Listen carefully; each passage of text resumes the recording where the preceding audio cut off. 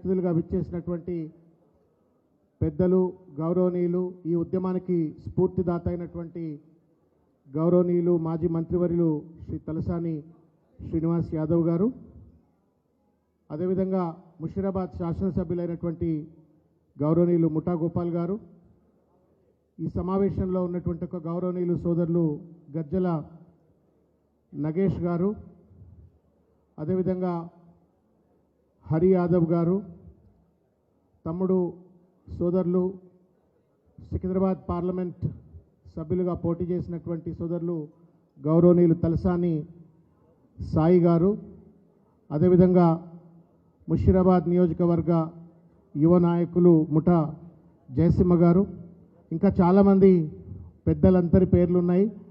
శ్రీమతి మహేశ్వరి గారు, ప్రసన్న శ్రీనివాస్ గారు, సాయి కిరణ్ యాదవ్ గారు, సామల హేమ గారు, తర్వాత టిఎన్ శ్రీనివాస్ గారు, మహేశ్వర్ రెడ్డి గారు, పాండు యాదవ్ గారు, అనితా ప్రభాకర్ గారు, నళిని కిరణ్ గారు, లోకనాథం గారు, నరసింహ ముదిరాజ్ గారు, కంది స్కైలాజ్ గారు, సునీత గారు, సికింద్రాబాద్ నియోజకవర్గం నుండి విచ్చేసినటువంటి అనేక మంది సీనియర్ నాయకులు, కార్పొరేటర్లు, కంటోన్మెంట్ సంబంధించినటువంటి ఒక బోర్డు సభ్యులు, వివిధ కుల సంఘాలు, వ్యాపార సంఘాలు అందరికీ కూడా హృదయపూర్వకంగా నమస్కారం తెలియజేస్తా ఉన్నాను. మనకు తెలంగాణలో ఒక సామెత ఉంటుంది, కొండ నాలుకకు మందేస్తే ఉన్న నాలుక ఊడిపోతుందని చెప్పని. అదే రకంగా 2023 సంవత్సరంలో 10 సంవత్సరాల పాటు అత్యంత అద్భుతమైనటువంటి ఒక రీతిలో కేసీఆర్ గారి యొక్క నేతృత్వంలో తెలంగాణ పరిపాలన కొనసాగుతున్నటువంటి ఒక తరుణంలో వచ్చినటువంటి ఎన్నికల్లో ప్రజలను మభ్యపెట్టి అనేక రకాలైనటువంటి వాగ్దానాలు చేసి నయవంచనకు గురి చేసి చెట్ల మీద ఇస్తార్లు కొట్టినట్టుగా వాగ్దానాలు చేసి అధికారంలోకి వచ్చిన తర్వాత ఈ ప్రభుత్వం, తెలంగాణ కాంగ్రెస్ ప్రభుత్వం రేవంత్ రెడ్డి గారి యొక్క నేతృత్వంలో పిచ్చోడి చేతిలో రాయి మారిపోయి ఈరోజు అనేక తప్పుడు నిర్ణయాలు తీసుకుంటూ ఇచ్చిన వాగ్దానాలు అమలు చేయకుండా, సంపద సృష్టించలేక, సంపద పంచలేక, కేవలం ఒక రియల్ ఎస్టేట్ దందా కోసమే తాను ముఖ్యమంత్రిని అయినాను, ఈ ప్రభుత్వాన్ని నడిపిస్తున్నాము అన్నటువంటి ఒక ధోరణితో వ్యవహరిస్తూ ఇవాళ రాష్ట్రాన్ని అతలాకుతలం చేస్తూ ఇవాళ పరిపాలన కొనసాగిస్తూ ఇష్టం వచ్చినటువంటి ఒక ప్రజాస్వామిక నిర్ణయాలు ఇవాళ తీసుకుంటున్న ఒక పరిస్థితి చూస్తూ ఉన్నాం. మనం హైడ్రా చూసినాం, మూసీ చూసినాం, నిరుద్యోగుల సమస్యల పట్ల వాళ్ళు ఏ రకంగా రెస్పాండ్ అయినట్టు చూసినాం. చివరికి ఉరిమురిమి పిల్లి ఎవరి మీదనో పడ్డట్టుగా ఇవాళ రేవంత్ రెడ్డి గారి ప్రభుత్వం గ్రేటర్ హైదరాబాద్ మీదనే పడ్డది. ఇవాళ గ్రేటర్ హైదరాబాద్ అనేటువంటిది భారతదేశంలోనే అత్యంత ప్రతిష్టాత్మకమైనటువంటి ఒక నగరం. ఇది దాదాపు తెలంగాణకు సగం శాతం సంపద సృష్టించేటువంటి ఒక నగరం. ఇది అత్యద్భుతమైనటువంటి ఒక ప్రతిష్టాత్మకమైనటువంటి ఈ నగరాన్ని, హైదరాబాద్ను కకావికలం చేస్తూ, విచ్ఛిన్నం చేస్తూ ఇవాళ మొత్తానికి ఒక జిహెచ్ఎంసి డీలిమిటేషన్ అని చెప్పని ఒక తప్పుడు ప్రయత్నాన్ని ముందుకు పట్టుకొచ్చి ఇవాళ రాజ్యాంగ హననానికి పాల్పడ్డాడు. ప్రజాస్వామ్య స్ఫూర్తికి ఇవాళ విఘాతం కల్పించే ప్రయత్నం చేసినారు. తద్వారా ఇవాళ హైదరాబాద్, సికింద్రాబాద్ యొక్క అస్తిత్వాన్ని, తరతరాల చరిత్ర కలిగినటువంటి ఒక సికింద్రాబాద్ అస్తిత్వాన్ని కూడా ఇవాళ సర్వనాశనం చేసేట ప్రయత్నం చేస్తూ ఉన్నారు. నేను పెద్దలు తలసాని శ్రీనివాస్ యాదవ్ గారికి హృదయపూర్వకంగా ధన్యవాదం తెలియజేస్తూ ఉన్నాను, కృతజ్ఞతలు కూడా తెలియజేస్తూ ఉన్నాను. మనం అందరం ఇవాళ ఉంటాం, రేపు పోతాం. We will not be there tomorrow. కానీ మన మీద బాధ్యత నాయకులుగా ఏంటంటే చరిత్రను కాపాడాలా, వారసత్వాన్ని కాపాడాలా, భవిష్యత్ తరాలకు మనం ఏం అందిస్తాం అనేటువంటిది ముఖ్యం. ఇవాళ పెద్దలు తలసాని శ్రీనివాస్ యాదవ్ గారు ఏ గడ్డ మీద అయితే పుట్టిండో ఆ గడ్డను కాపాడాలని చెప్పని లష్కర్ బిడ్డ అయినటువంటి ఒక శ్రీనివాస్ యాదవ్ గారు సికింద్రాబాద్కు జిల్లానే చేకూర్చడంతో పాటుగా సికింద్రాబాద్ యొక్క అస్తిత్వం పైన మల్కాజిగిరి మున్సిపల్ కార్పొరేషన్ పేరు మీద ఇవాళ రేవంత్ రెడ్డి గారు చేస్తున్న దాడికి వ్యతిరేకంగా నిలబడి పోరాటానికి అయితే స్వీకారం చుట్టినరో వారికి నేను హృదయపూర్వకంగా ధన్యవాదం తెలియజేస్తా ఉన్నాను, అభినందన తెలియజేస్తా ఉన్నాను. ఇవాళ జిహెచ్ఎంసీ వార్డుల విషయంలో జరిగినటువంటి ఒక విభజన చాలామంది అనుకుంటుండొచ్చు, గతంలో కూడా డీలిమిటేషన్ జరిగింది కదా, అదే డీలిమిటేషన్ ఇప్పుడు కూడా జరిగి ఉండొచ్చు కదా అని చెప్పని అనుకుంటుండొచ్చు. కానీ ఇప్పుడు జరిగినటువంటి ఒక డీలిమిటేషన్ అంతా కూడా ఒక రాజకీయ ప్రేరేపితంగా, తర్వాత స్వార్థమైనటువంటి ఒక లాభాపేక్షతోటి ఇష్టం వచ్చినట్టుగా కుక్కలు చింపిన విస్తర్ లెక్క ఇవాళ ఈ మొత్తం జిహెచ్ఎంసీని 300 డివిజన్లుగా ఎవరితో సంప్రదించకుండా ఇష్టారాజ్యంగా చేసినట్టు ఒక పరిస్థితి.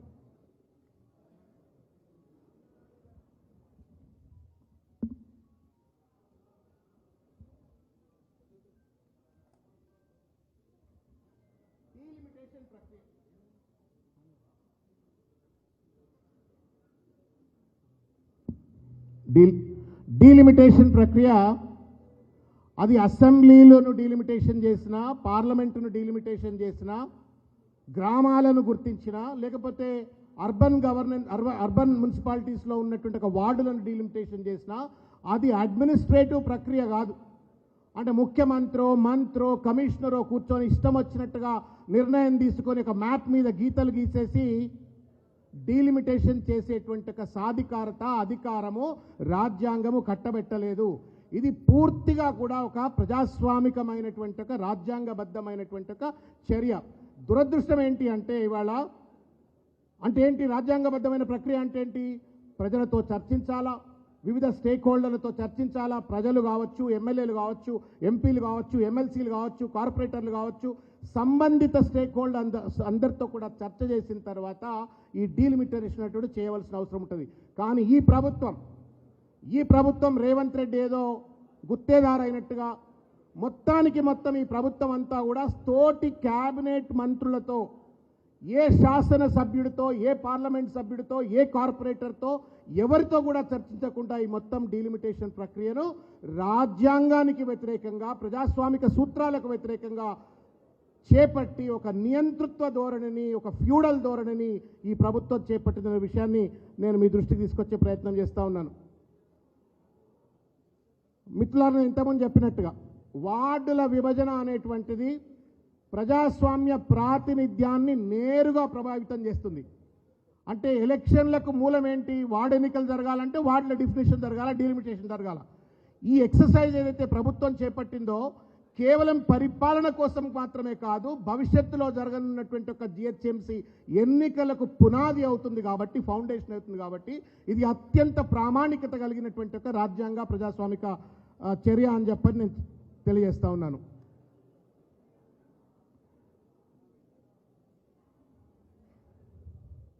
నేను ఇంతకుముందు చెప్పినట్లుగా ఈ మొత్తం వ్యవహారంలో ఒక నిరంకుశమైనటువంటి ఒక ఏకపక్ష చర్య, ఇది పారదర్శకత,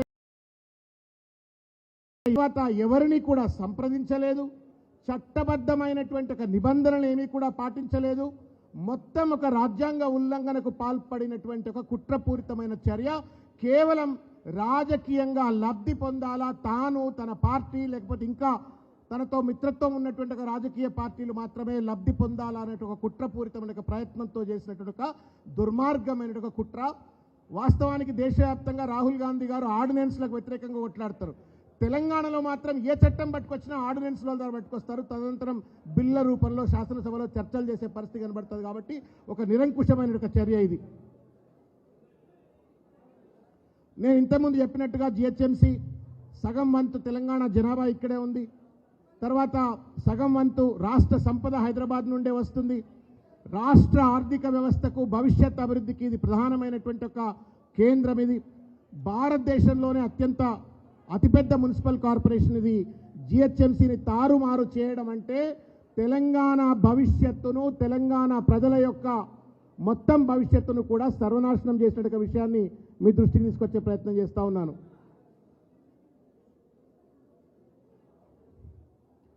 రేవంత్ రెడ్డి గారు 1 shot 2 birds అని చెప్పని అంటాం. రేవంత్ రెడ్డి గారు రాహుల్ గాంధీ గారి భక్తుడా?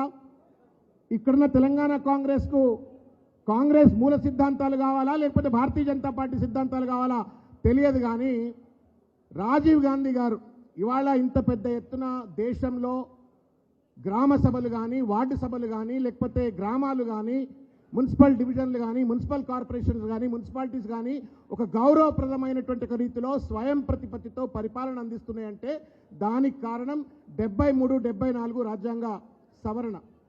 ఇవాళ రేవంత్ రెడ్డి గారు రాహుల్ గాంధీ అనుచరుడు అని చెప్పుకొని కాంగ్రెస్ పార్టీ ముఖ్యమంత్రి అయి ఉండి 1 shot 2 birds మాదిరిగా మొత్తం అటు రాజీవ్ గాంధీ స్ఫూర్తితో వచ్చినటువంటి ఒక 74వ రాజ్యాంగ సవరణకు కూని చేసినాడు.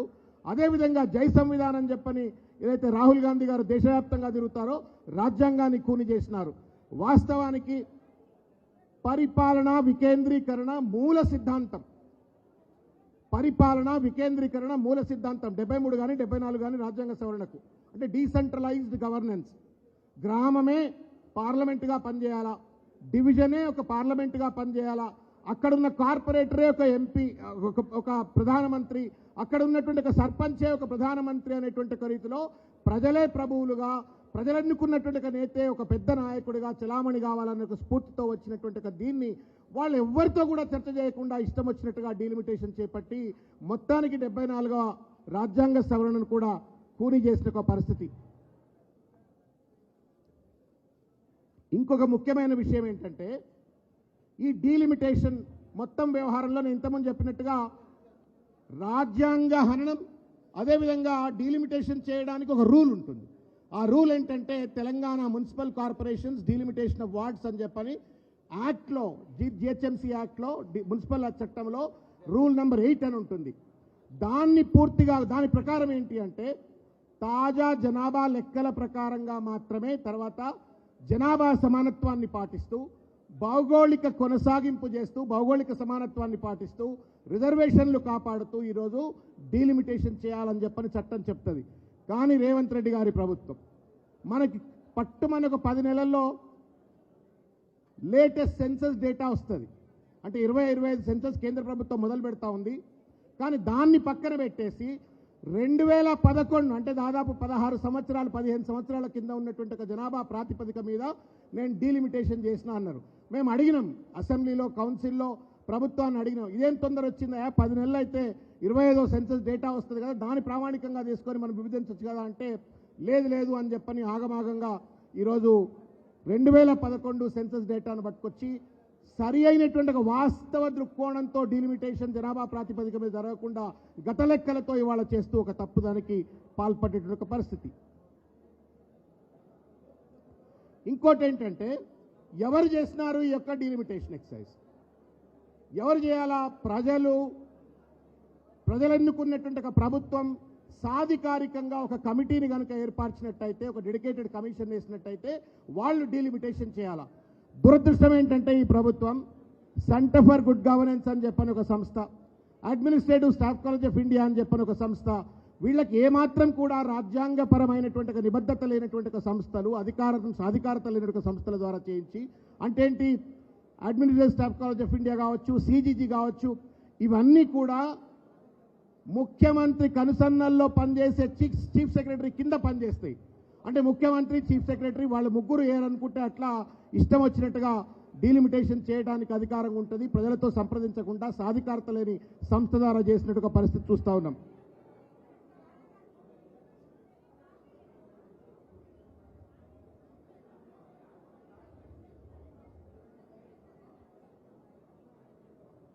నేను ఇంతకుముందు చెప్పినట్లుగా ఈ మొత్తం డీలిమిటేషన్ ప్రక్రియ మంత్రులకు కానీ, మేయర్కు కానీ, ఎమ్మెల్యేలకు కానీ, కార్పొరేటర్లకు కానీ ఎవరికి తెలియకుండా సెంటర్ ఫర్ గుడ్ గవర్నెన్స్ ముఖ్యమంత్రితో, చీఫ్ సెక్రటరీతో సంప్రదించి వాళ్ళు డీలిమిటేషన్ చేస్తే అది మనందరిపైన ఒక దుర్మార్గమైనటువంటి ఒక రీతిలో రుద్దినారు. మేము అడిగాం, సీనన్న కూడా అడిగినాడు దీన్ని. ఈ సిజీజీ ఏం సలహాలు ఇచ్చినది, ఏం రికమెండేషన్స్ ఇచ్చినది, ఆస్కి ఏం రికమెండేషన్స్ ఇచ్చినది, ఏ ప్రాతిపదిక మీద మీరు డివిజన్లను ఏర్పరిచినారో ఆ రిపోర్ట్లు బయట పెట్టండి అంటే ఆ రిపోర్ట్లను బయట పెట్టలే. ఇక్కడ ఉన్నటువంటి చాలా మంది బడుగు బలహీన వర్గాల బిడ్డలు ఉంటారని చెప్పని నేను ఆశిస్తున్నా. మనకు 42% రిజర్వేషన్ విషయంలో కూడా 200 కోట్ల రూపాయలు ఖర్చు పెట్టి దాదాపు 2 సంవత్సరాల పాటు తాత్సారం చేసి ఆ రోజు సిపెక్ సర్వే అని చెప్పి చేసిండ్రు, ఆ రిపోర్ట్ను బయట పెట్టలే. డెడికేటెడ్ కమిషన్ అన్నారు, ఆ రిపోర్ట్ను బయట పెట్టలే. ఎక్స్పర్ట్ గ్రూప్ రిపోర్ట్ అన్నారు, ఆ రిపోర్ట్ను బయట పెట్టలే. ఇవాళ డీలిమిటేషన్ 1 కోటిన్నర, 1,34 లక్షలు అంటున్నారు. 1,34 మంది జనాభాకు సంబంధించిన డీలిమిటేషన్ రిపోర్ట్ను ఎట్లయితే బీసీ 42% రిజర్వేషన్ల కోసం రిపోర్ట్లు తయారు చేయించి ఆ రిపోర్ట్లను ముఖ్యమంత్రి కుర్చీ కింద పెట్టుకుని ఎట్లయితే ఒక నియంతృత్వ ధోరణితో పాల్పడడో ఈ డీలిమిటేషన్ రిపోర్ట్స్ను కూడా ఏవి బయట పెట్టకుండా కేవలం మేము మ్యాప్ను ముక్కలు చేసినాం, ఈ ముక్క నీది, ఈ ముక్క నీది, ఈ ముక్క నీది అని చెప్పని ప్రజలపైన రుద్దేటువంటి ఒక దుర్మార్గమైనటువంటి ఒక ప్రయత్నం చేసినారు. ప్రజాపాలన అని చెప్పినారు, పారదర్శకత అని చెప్పినారు, మేము పీపుల్స్ గవర్న్ అని చెప్పినారు. కానీ ఇవాళ ఒక ఏకఛత్రాధిపత్యంతో ఒక ఫ్యూడలిస్ట్గా ఇవాళ ఈ ప్రభుత్వం వ్యవహరిస్తూ ఉన్నది.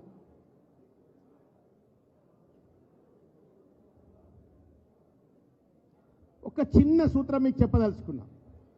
మరి ఇట్లెందుకు చేస్తున్నాడు రేవంత్ రెడ్డి అని అంటే, పిచ్చోడి చేతిలో రాయి, పూర్తిగా కూడా ఒక పిచ్చోడి చేతిలో రాయి మాదిరిగా వ్యవహరిస్తూ ఉండు. అధికారం ఏదో తన సొత్తు అయినట్టు, ముఖ్యమంత్రి కుర్చీ ఏదో పర్మనెంట్ అయినట్టుగా ఇవాళ ఇష్టారాజ్యంగా వ్యవహరిస్తూ ఉండు.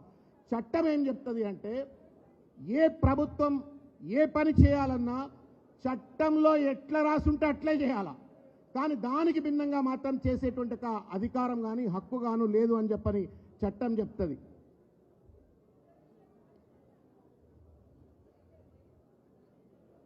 ఇది కనుక మీరు చూసినట్టయితే ఇది మ్యాప్. జిహెచ్ఎంసీ, నేను ఇంతకుముందు చెప్పినట్టుగా జిహెచ్ఎంసీ యాక్ట్ డీలిమిటేషన్ రూల్స్ ఏదైతే 8 ఉన్నదో, సెక్షన్ 8 ఉందో, దాంట్లో 3-4 రూల్స్ చాలా ఇంపార్టెంట్. కార్పొరేటర్లు, ఎమ్మెల్యేలు, భవిష్యత్తులో కార్పొరేటర్లు కావాలనుకునే వాళ్ళు దయచేసి మీరు కేర్ఫుల్గా అర్థం చేసుకోవాలని చెప్పి నేను కోరుతా ఉన్నాను. మీరు ఆ మ్యాప్ని చూస్తే మీకు అర్థమవుతుంది ఎంత అసంబద్ధమైనటువంటి రీతిలో దీన్ని తయారు చేసినారు అనటానికి. రూల్ 4 ఏం చెప్తుంది అంటే, జియోగ్రాఫికల్ ఈక్వాలిటీ మెయింటైన్ చేయాలా, సమానత్వం చేయాలా, కొనసాగించాలా అని చెప్తుంది. వీళ్ళు ఏం చెప్తా ఉన్నారు, 2052-53 కిలోమీటర్లతో ఇవాళ కొత్త జిహెచ్ఎంసీ ఏర్పరుస్తున్నామని చెప్పినారు. ఎన్ని డివిజన్లు? 300 డివిజన్లు. ఒకవేళ 2053 స్క్వేర్ కిలోమీటర్స్ యొక్క ఏరియాను మీరు 300 డివిజన్స్తో కనుక మీరు డివైడ్ చేస్తే రమారమి మీకు 6.5, 6.6 మాత్రమే స్క్వేర్ కిలోమీటర్స్ మాత్రమే ఒక డివిజన్ సైజ్ ఉండాలా. కొంచెం ఏమైనా ఎక్కువ తక్కువ ఉంటే లాజిస్టికల్లీ ఒకవేళ కన్వీనియన్స్ లేకపోతే మార్పులు చేర్పులు చేసుకోవచ్చు. కానీ ఇష్టం వచ్చినట్టుగా మీరు అక్కడ చూసినట్టయితే చూడండి, కొన్నేమో ఇంతే ఉన్నాయి, చిట్టెలకంతే ఉన్నాయి, కొన్నేమో ఏనిగంత సైజు ఉన్నాయి. ఇష్టం వచ్చినట్టుగా వాళ్ళ కన్వీనియన్స్ కోసం అని చెప్పని, వాళ్ళ ఇమాజినేషన్ కోసం అన్నట్టుగా ఇష్టం వచ్చినట్టుగా ఈ డీలిమిటేషన్ ఎక్సర్సైజ్ను రూల్ 4ను ఉల్లంఘిస్తూ వాళ్ళు చేసినారు అనటానికి ఆ మ్యాప్ నిదర్శనము, ఆ లెక్కలు నిదర్శనం అని చెప్పని నేను మీ దృష్టి తీసుకొచ్చే ప్రయత్నం చేస్తూ ఉన్నాను. రూల్ 5 ఏం చెప్తుందో ఒక్కసారి మీరు కేర్ఫుల్గా వినండి. మనందరికీ తెలిసి వాళ్ళ ఒక్కో డివిజన్లో 20,000 ఉన్నారు, కొన్ని డివిజన్లో 60,000 ఉన్నారు, కొన్ని డివిజన్లో 70,000 ఉన్నారు కూడా అని చెప్పని మనం వింటూ వస్తూ ఉన్నాం. వాస్తవం ఏంటంటే, అది జిహెచ్ఎంసీ జనరల్ బాడీలోనైనా లేకపోతే బిల్లులు పాస్ అయ్యే సందర్భంలో అసెంబ్లీలోనైనా ప్రతి డీలిమిటేషన్ అయినటువంటి ఒక వార్డు వివరాలు, ఆ డీలిమిటేషన్ చేయడానికి ఉన్నటువంటి ఒక ప్రాతిపదిక, ఆ వార్డు మ్యాప్, ఆ డివిజన్ కొత్త డివిజన్లో వచ్చేటువంటి ఒక వార్డులో వచ్చేటువంటి ఒక పాపులేషన్ సైజెస్ కూడా అన్నీ కూడా ఎంతమంది ఉన్నారని చెప్పని అందరికీ తెలియజెప్పాలా. ఇవాల్టి కూడా మీరు జిహెచ్ఎంసీ వెబ్సైట్కి వెళ్ళి చూడండి, ఇవాల్టి కూడా జిహెచ్ఎంసీ ఏ డివిజన్లో ఎంతమంది ఓటర్లు ఉన్నారని చెప్పని మాత్రం చెప్పలేదు. మన మధ్యలో మాట్లాడుకొని మనకు మనం తెలుసుకుంటే తప్ప ఇప్పటి వరకు కూడా మ్యాప్లు ఎట్లా పెట్టినారు, కానీ ఏ డివిజన్లో ఎంతమంది పాపులేషన్ ఉన్న విషయాన్ని మాత్రం చెప్పలేదు. రూల్ ఏం చెప్తుంది అంటే, నేను ఇంతకుముందు చెప్పినట్టుగా వాళ్ళు ఏమంటా ఉన్నారు, 1,34,00,000 మంది ఇవాళ జిహెచ్ఎంసీలో పౌరులు ఉన్నారు అని చెప్తా ఉన్నారు. ఈ 1,34,00,000 మంది డివైడెడ్ బై 300 మళ్ళా అంటే రఫ్లీ around 44,000-45,000 average size of the division or a ward.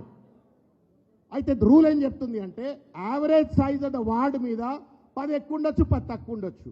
అంటే ఏంటి, 48,000 అయినా ఉండొచ్చు, లేకపోతే 36-40,000 అయినా ఉండొచ్చు.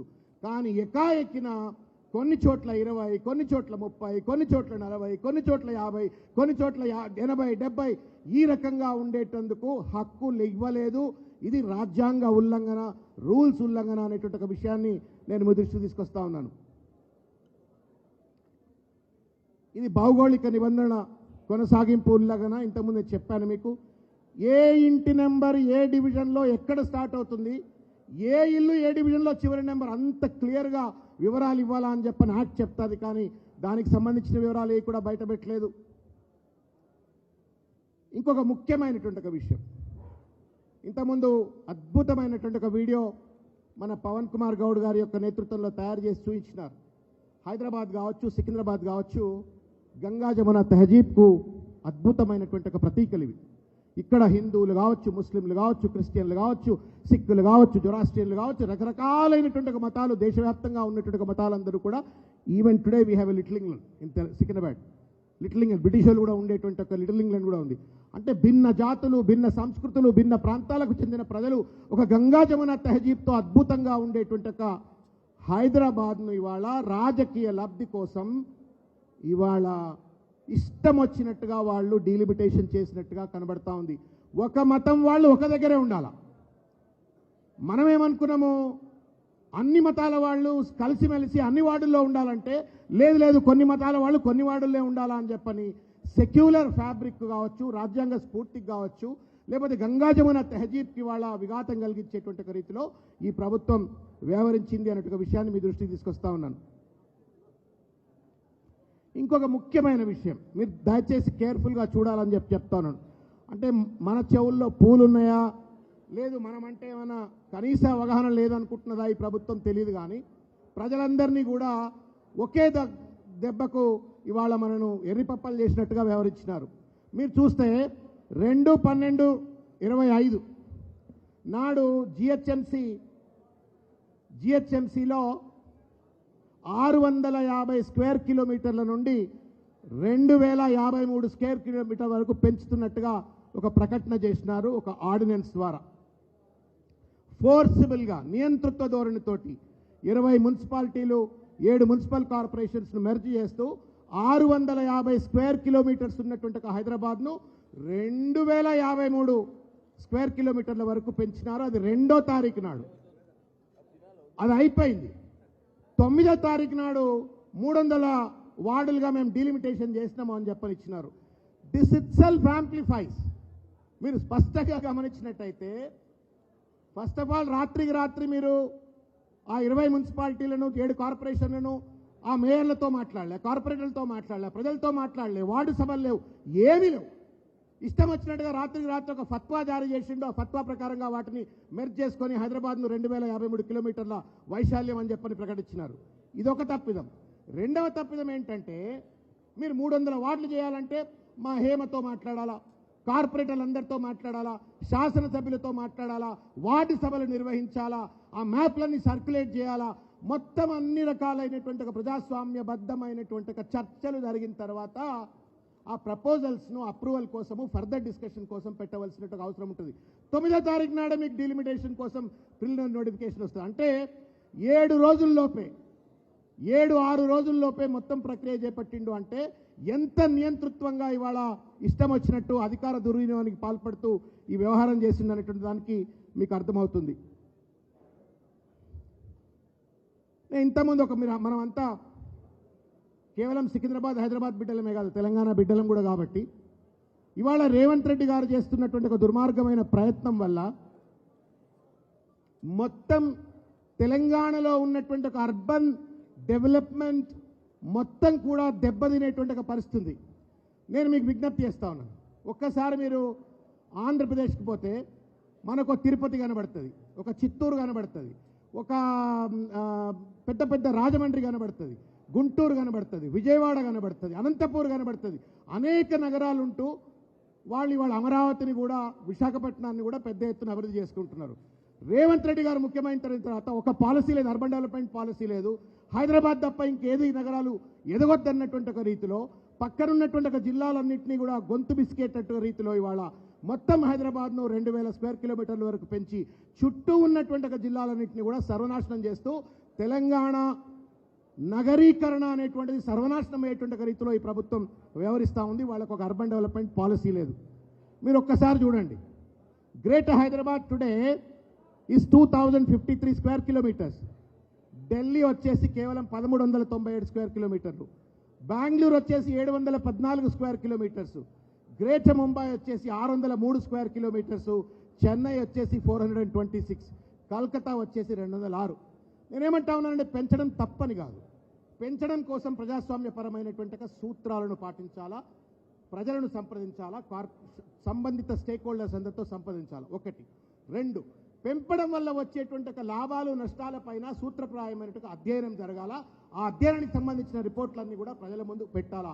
ఇవేవి జరగకుండా ఎకనామిక్ వయబిలిటీ కానీ, సోషల్ వయబిలిటీ కానీ, డెమోగ్రాఫిక్ వయబిలిటీ కానీ ఏ రకమైన అధ్యయనం లేకుండా ఇవాళ ఏదో నేను number 1 Revanth Reddy number 1 in 2053 square kilometres of Hyderabad అని పేరు తెచ్చుకోవడం కోసం ఇష్టారాజ్యంగా ఇవాళ ఒక నిర్ణయం చేపట్టి వాళ్ళ ప్రజల మీద రుద్దుతూ ఒక నియంతృత్వ ధోరణికి పాల్పడుతుందనడానికి ఇది నిదర్శనం.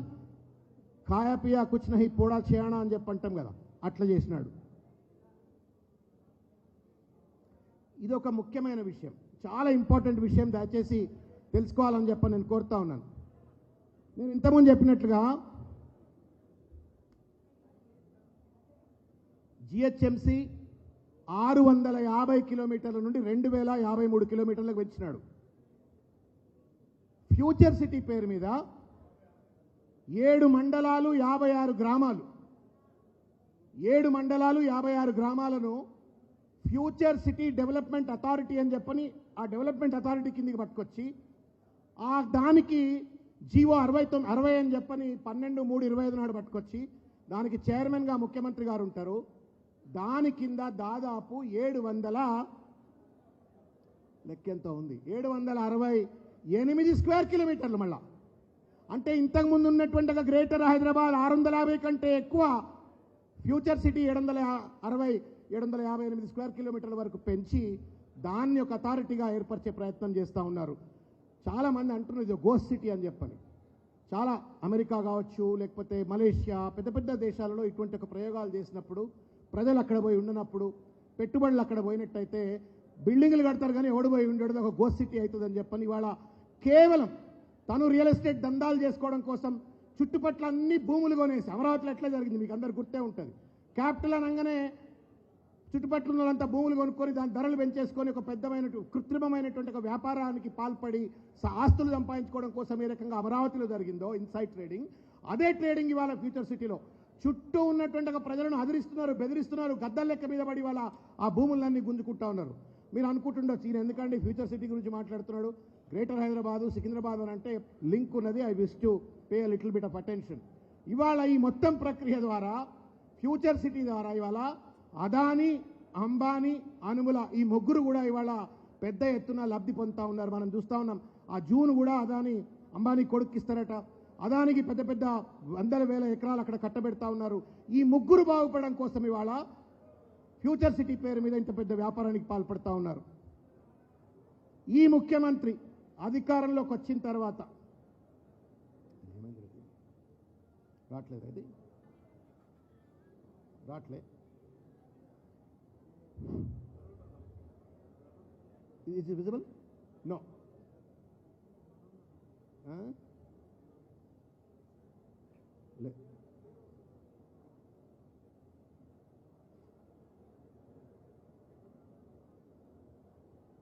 ఇక్కడ సూత్రం అర్థం చేసుకోవాలా. ముఖ్యమంత్రి ఏం చేస్తున్నాడు, ఈ ప్రభుత్వం ఏం చేస్తుందనేది అర్థం చేసుకోవాలా. నేను ఇంతకుముందు చెప్పినట్టుగా 2053 స్క్వేర్ కిలోమీటర్లు, 765 స్క్వేర్ కిలోమీటర్లు ఫ్యూచర్ సిటీ, వెరసి 2818 స్క్వేర్ కిలోమీటర్లు అండర్ మున్సిపల్ మినిస్టర్. ఒక మున్సిపల్ శాఖ మంత్రి కింద దేశంలోని అత్యంత పెద్ద జియోగ్రఫికల్ ఏరియా రేవంత్ రెడ్డి గారి కింద పెట్టుకొని ఇవాళ పెద్ద ఫ్యూడల్ లార్డ్గా ఇవాళ 7 లక్షల ఎకరాలు ఇవాళ ఒక మంత్రిత్వ శాఖ కింద పెట్టుకొని ఇవాళ ఒక రియల్ ఎస్టేట్ దందాకు పాల్పడతా ఉన్నారు, ఇన్సైడ్ ట్రేడింగ్కు పాల్పడతా ఉన్నారు.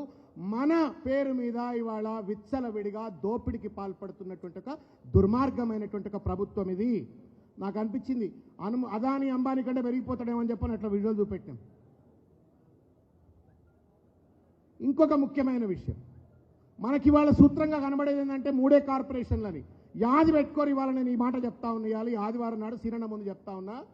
ఒక రోజా ఈ 3 ఏళ్ళు అయ్యేలోపే 2 ఏళ్లలో దిగిపోకపోతే తప్పనిసరిగా ఫ్యూచర్ సిటీని కూడా మళ్ళా ఈ మొత్తం ఎంసీహెచ్గా మార్చిపడేస్తాడు. 4 కార్పొరేషన్లు మున్సిపల్ మంత్రి కింద ఉంటాయి. బిల్డింగ్ పర్మిషన్లు మున్సిపల్ మంత్రి, ఎన్ఓసీలు మున్సిపల్ మంత్రి, జోన్ కన్వర్షన్స్ మున్సిపల్ మంత్రి, మొత్తానికి మొత్తం ఎక్కడైతే రెవెన్యూ వస్తుందో అవన్నీ కూడా కబ్జాలో పెట్టుకొని వాళ్ళ municipal corporation of Hyderabad, municipal corporation Cyberabad, municipal corporation of Malkajgiri. నేను దీని గురించి ఒక్క నిమిషం మాట్లాడతాం. ఆయనను ఎవరో గెలిపించిండ్రు. అప్పుడు పాపం సావు తప్పి కన్నులట్టబోయినట్టుగా ఏదో 5-10 వేల ఓట్లతో గెలిచిండు. గెలిచిన తర్వాత మల్కాజ్గిరికి ఏమైనా ఎలగబెట్టిండా అంటే ఏం ఎలగబెట్టలే. అందుకే ప్రజలు అక్కడ కర్ర కాల్చి వాత పెట్టిండ్రు. ఇద్దరే కార్పొరేటర్లు గెలిచిండ్రు ఆయనకు, పరమేశ్వర్ రెడ్డి అని చెప్పని, తర్వాత సోమశేఖర్ రెడ్డి అని చెప్పని. ఇద్దరు కూడా స్వయం ప్రకాశిత నేతలు. ఈయన వల్ల ఏం గెలవలే. కాకపోతే ఇవాళ నేను మల్కాజిగిరికి నేను రుణం తీర్చుకోవాలని నన్ను గెలిపించిందన్న ఒక నెపంతో ఇవాళ 220 సంవత్సరాల చరిత్ర కలిగినటువంటి ఒక తరతరాలుగా నిలిచిపోవాల్సిన సికింద్రాబాద్ని వాళ్ళ సర్వనాశనం చేస్తూ ఆ అస్తిత్వాన్ని చెరిపివేస్తూ ఇవాళ మున్సిపల్ కార్పొరేషన్ ఆఫ్ మల్కాజిగిరి అని చెప్పని ఇవాళ పేరు పెట్టేటువంటి ఒక ప్రయత్నం చేస్తూ ఉన్నారు. ఈ turned out to be A destructor of urban Telangana. ఈ రకమైన చిల్లర ప్రయత్నాలు, ఆలోచన లేకుండా, సమాలోచన చేయకుండా, సంప్రదింపులు చేయకుండా, ప్రజాస్వామ్య స్ఫూర్తిని మర్చిపోయి ఇష్టం వచ్చినట్టుగా ఈరోజు ముఖ్యమంత్రి గారు వ్యవహరిస్తూ ఒక డిస్ట్రక్టర్గా మిగిలిపోతూ ఉన్నాడు. నేను దీని గురించి ఎక్కువగా వెళ్ళాను, ఎందుకంటే వీడియో ఫిలింలో అన్ని చూసినారు మీరు. హైదరాబాద్ ఎట్లా పుట్టింది, తర్వాత మొఘల్స్ ఎట్లా వచ్చినారు, తర్వాత నిజామ్స్ ఏ రకంగా దీన్ని రెస్టోర్ చేసినారు, ఇవన్నీ నేను ఆల్రెడీ వీడియో ఫిలింలో అన్నీ వచ్చినాయి. నేను I don't want to get in to the details. కాకపోతే ఒక విషయం చెప్పదలుచుకున్నా.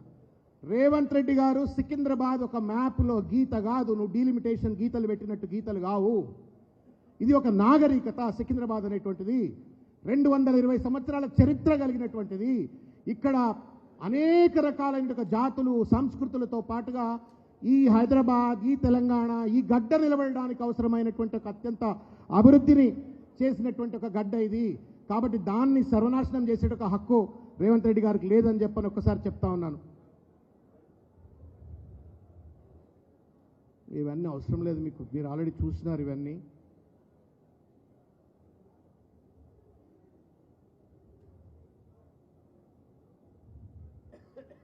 నేను ఒక్క స్లైడ్ చూపెట్టాలనుకుంటున్నా మీకు. ఇది Gymkhana grounds, defence cantonment, Paradise circle, పైగా ప్యాలెస్, బేగం. అంటే అసలు దేశంలో ఏ నగరంలో కూడా ఇంత అద్భుతమైన సంస్కృతి, వారసత్వ సంపద బహుశా ఉండకపోవచ్చు. అది మనకు సికింద్రాబాద్లో ఉంది. General bazaar, tobacco bazaar, Monda market, James street, Paradise, Raniganj, Qutb షాహీల నుండి మొఘల్స్, నిజామ్స్, బ్రిటిష్, ఇండియన్, తర్వాత సైబరాబాద్ వరకు ఈ రకంగా ఇది చాలా ఇంపార్టెంట్. ఇది ఎందుకు పెడతాడో అర్థం కావట్లే. రేవంత్ రెడ్డి ఏమైనా వచ్చిందా ఇళ్ళకు? మీకు ఒక విషయం చెప్పదలుచుకున్నా. ఔరంగజేబ్ ఎప్పుడైతే గోల్కొండ కోటను ముట్టడించి ఆ గోల్కొండ కోటను హస్తగతం చేసుకున్న తర్వాత చేసినటువంటి ఒక మొట్టమొదటి క్షుద్ర ప్రయత్నం ఏంటి అంటే, హైదరాబాద్ పేరు ఉంచొద్దు, దీనికి దారుల్ జిహాద్ అని పేరు పెట్టాలా అని చెప్పని ప్రయత్నం చేసినాడు. దారుల్ జిహాద్.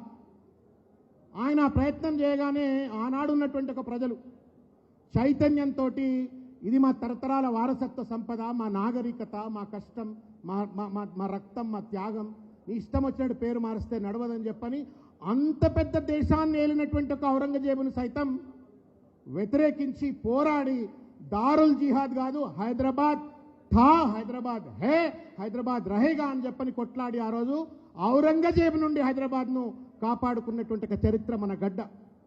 అయితే ఇవాళ రేవంత్ రెడ్డి కూడా ఔరంగజేబు మరి ఇద్దరు కలిసి ఎక్కడైనా కలిసిపోయినేమో తెలియదు, కానీ అదే రకమైనటువంటి ఒక ఆలోచనతో ఇవాళ వ్యవహరిస్తూ ఉన్నారు. అదే ఆలోచనతో వ్యవహరిస్తూ ఉన్నారు. ఎట్లయితే హైదరాబాద్ను దారుల్ జిహాద్ అన్నాడో, రేవంత్ రెడ్డి సికింద్రాబాద్ను మల్కాజ్గిరి అంటున్నాడు. ఔరంగజేబ్కి ఎట్లయితే కర్రుగాల్చి వాత పెట్టినరో, రేవంత్ రెడ్డి గారికి, ప్రభుత్వానికి, కాంగ్రెస్ కూడా తప్పనిసరిగా కర్రుగాల్చి వాత పెట్టాలా. సీనన్న అన్ని కర్రులు తయారు చేసి పెట్టిండు, మీ చేతుల్లోనే ఉన్నది ఇప్పుడు. ఇక ఔరంగజేబ్ ఆ రోజు ఆ పాపం ఆ ప్రజలు ఎట్లయితే ఒక నిర్మాణాత్మకమైన రీతిలో వ్యతిరేకించిందో, ఇవాళ ఈ రేవంత్ రెడ్డి గారి ప్రభుత్వాన్ని, కాంగ్రెస్ ప్రభుత్వాన్ని పేర్లు మార్చి రియల్ ఎస్టేట్ దందాలకు పాల్పడుతున్నటువంటి ఒక దుర్మార్గమైనటువంటి ప్రభుత్వానికి గుణపాఠం చెప్పవలసిన బాధ్యత మన పైన ఉంది అని చెప్పని సందర్భంగా నేను తెలియజేస్తూ,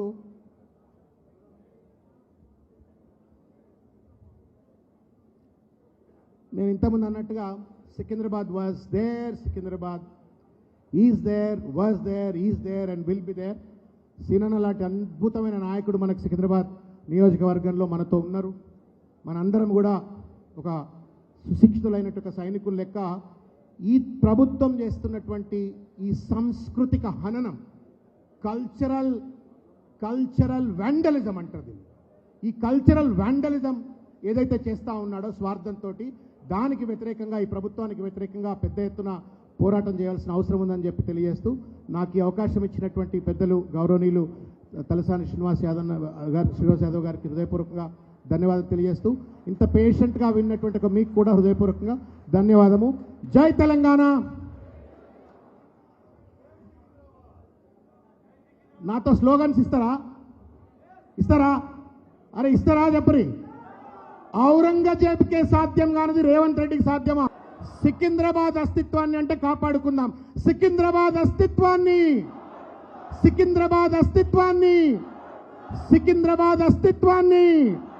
సికింద్రాబాద్ చరిత్రను చెడిపివేయటం మానుకోండి. సికింద్రాబాద్ చరిత్రను చెరిపేయటం ఆఖరిగా ఔరంగజేబ్తో సాధ్యం కానిది. జై తెలంగాణ, జై సికింద్రాబాద్. Thank you.